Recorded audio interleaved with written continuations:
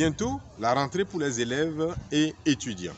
Mais au niveau de la rentrée universitaire, je pense que les autorités auront à faire face à beaucoup plus de problèmes cette année.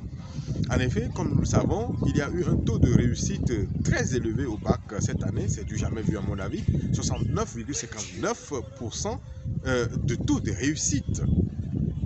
Ce qui fait un peu plus de 54 000 nouvelles têtes à accueillir dans nos universités. Est-ce que nous avons les capacités au niveau de nos universités pour accueillir une masse si importante de personnes? J'en doute. Parce que déjà, dans les années précédentes, beaucoup d'étudiants étaient obligés de se lever très tôt, à 3 h ou à 4 h du matin, venir à l'école pour s'assurer qu'il y ait une place assise à l'intérieur des amphis. Mais beaucoup étaient obligés de suivre les cours debout dans les couloirs et d'autres étaient obligés carrément de rester dehors en essayant simplement de capter la voix du professeur qui était en train de dispenser le cours. La situation était déjà compliquée, déjà intenable. Il y a eu des efforts certes, mais c'était toujours compliqué dans nos universités. Maintenant, 54 000 nouvelles personnes vont venir s'y ajouter. Alors, il y a une question que je me pose. Est-ce que, entre-temps, le niveau des élèves a progressé? Ou bien ce sont les épreuves au baccalauréat qui deviennent de plus en plus abordables? Ce sont des questions auxquelles nous allons essayer de répondre plus tard. Mais ce qui retient notre attention maintenant, c'est le choix des filières par les nouveaux étudiants. Il y a beaucoup qui ont réussi au bac, qui veulent devenir étudiants, mais qui ne savent pas ce qu'ils vont aller étudier à l'université à l'heure où nous parlons. Je sais de quoi je parle.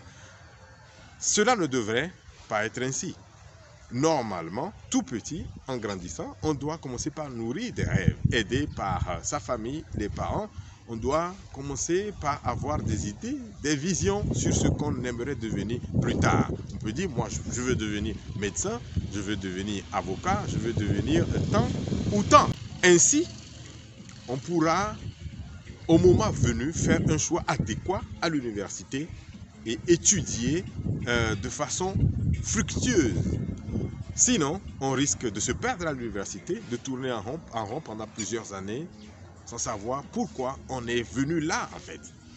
Alors, ce que nous voudrons dire, c'est pour les jeunes qui arrivent, qui n'ont pas encore obtenu le bac, et ils doivent commencer par avoir des idées claires. Et ça sera en fonction de leur capacité, en fonction de leur facilité, de leur aptitude dans la vie de tous les jours. Qu'est-ce qu'ils aiment faire? Qu'est-ce qui leur est facile à faire?